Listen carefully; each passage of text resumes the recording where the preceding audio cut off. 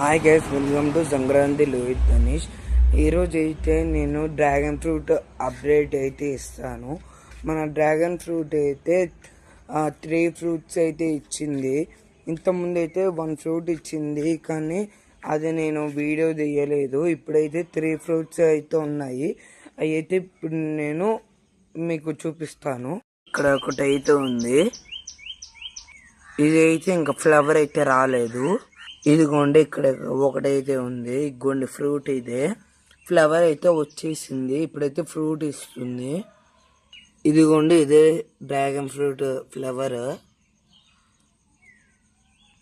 Same బ్రహ్మ పుష్పం లాగే ఉంటుంది, కానీ కాదు.